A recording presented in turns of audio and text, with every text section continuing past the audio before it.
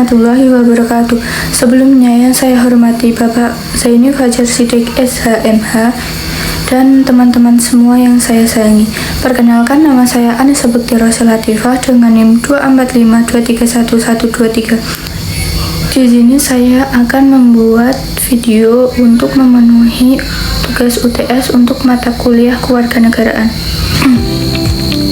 Untuk yang pertama yaitu menyebutkan dan menjelaskan bagaimana hak dan kewajiban sebagai warga negara Indonesia. Hak sebagai warga negara Indonesia yang pertama yaitu hak dalam beragama. Warga negara Indonesia memiliki hak untuk memeluk agama dan kepercayaan yang diinginkan. Yang kedua yaitu hak mendapatkan keadilan. Warga negara Indonesia memiliki hak penuh untuk mendapatkan keadilan dalam proses hukum. Yang ketiga yaitu hak mendapatkan pendidikan. Warga negara Indonesia memiliki hak untuk mendapatkan pendidikan yang layak dan berkualitas.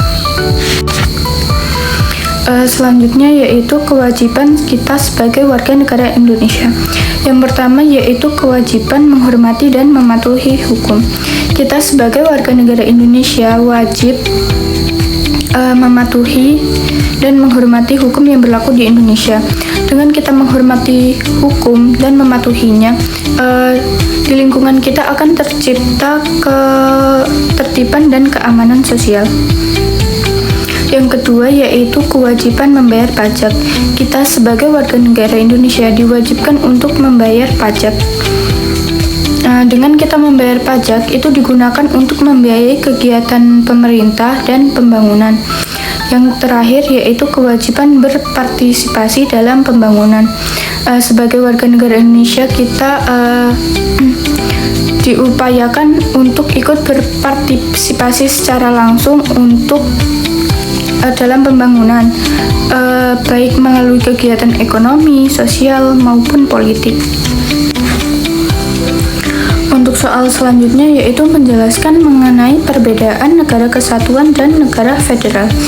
Negara kesatuan sendiri adalah suatu negara yang memiliki satu pemerintah pusat yang berkuasa atas keseluruhan wilayah negara.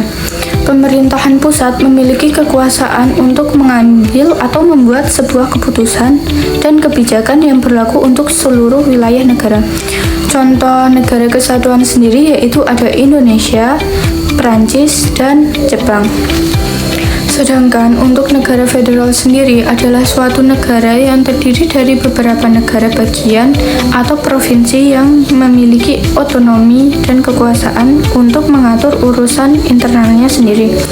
Contoh negara federal yaitu ada Amerika Serikat, Jerman, dan Australia.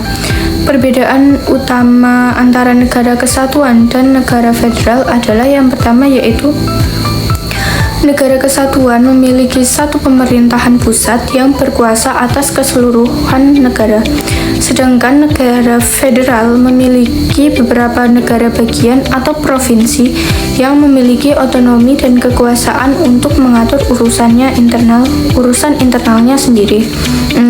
Negara kekuasaan memiliki kekuasaan yang lebih sentralisasi, sedangkan negara federal memiliki kekuasaan yang lebih desentralisasi. Yang dimaksud sebagai kekuasaan sentralisasi sendiri yaitu suatu sistem pemerintahan di mana kekuasaan dan otoritas terkonsentrasi pada suatu pusat, yaitu pemerintahan pusat. Dalam sistem ini, pemerintahan pusat memiliki kontrol penuh atas semua aspek pemerintahan termasuk kebijakan, anggaran, dan pengambilan keputusan. Kemudian kekuasaan desentralisasi yaitu suatu sistem pemerintahan di mana kekuasaan dan otoritas dibagikan kepada unit pemerintahan yang lebih kecil seperti provinsi, kabupaten, dan kota. Dalam sistem ini, unit-unit pemerintahan yang lebih kecil memiliki otonomi dan kekuasaan untuk mengatur urusan internalnya sendiri. Untuk soal yang ketiga yaitu menjelaskan mengenai peran Pancasila untuk menjaga persatuan dan kesatuan negara Indonesia. Sebagaimana mestinya, Pancasila memiliki beberapa peran penting untuk tetap menjaga persatuan dan kesatuan negara Indonesia. Yang pertama yaitu Pancasila sebagai dasar negara. Pancasila merupakan dasar negara Indonesia, yang berarti bahwa semua kegiatan dan kebijakan pemerintahan harus berdasarkan pada 5 sila yang terkandung dalam Pancasila. Yang kedua yaitu mengajarkan nilai-nilai universal. Pancasila mengajarkan nilai-nilai universal seperti keadilan, kesetaraan, dan kebebasan yang dapat diterima oleh seluruh masyarakat Indonesia tanpa membedakan agama, suku, dan latar belakang. Yang ketiga yaitu meningkatkan rasa persatuan. Pancasila dapat meningkatkan rasa persatuan di antara masyarakat Indonesia.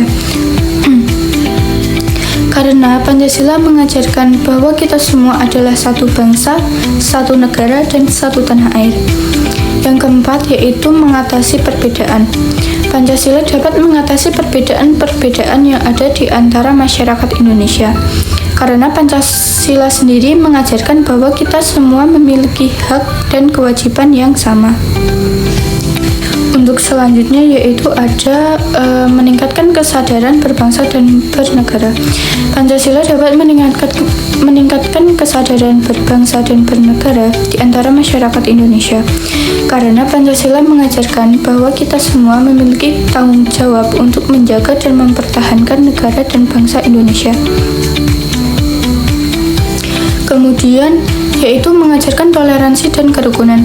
Pancasila mengajarkan toleransi dan kerukunan di antara masyarakat Indonesia. Karena Pancasila mengajarkan bahwa kita semua harus menghormati dan menghargai perbedaan-perbedaan yang ada. Kemudian ada yaitu meningkatkan kualitas demokrasi.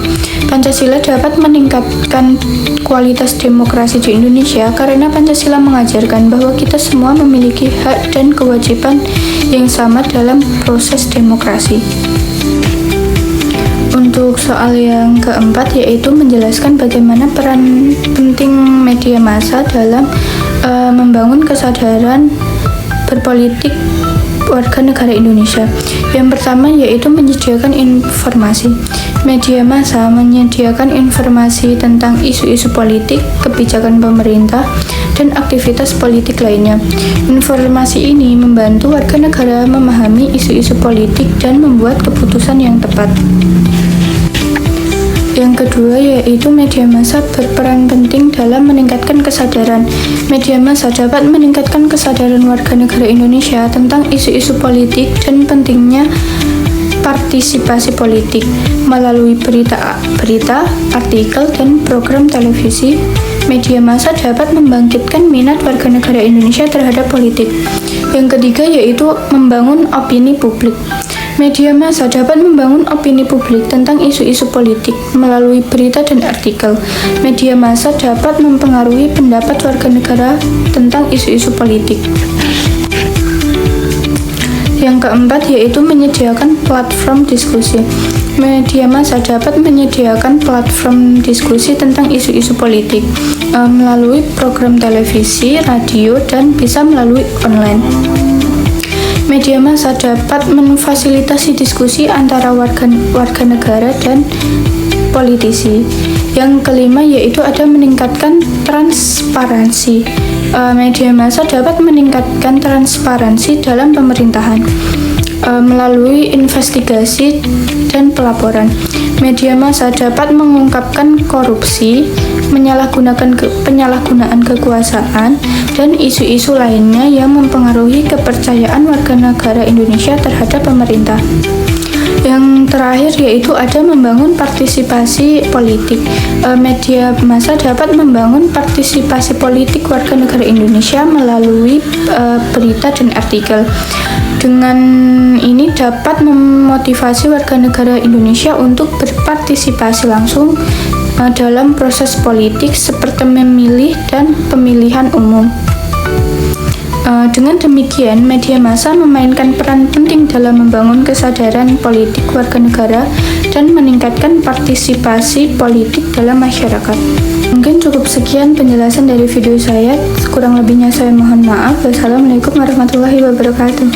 Terima kasih.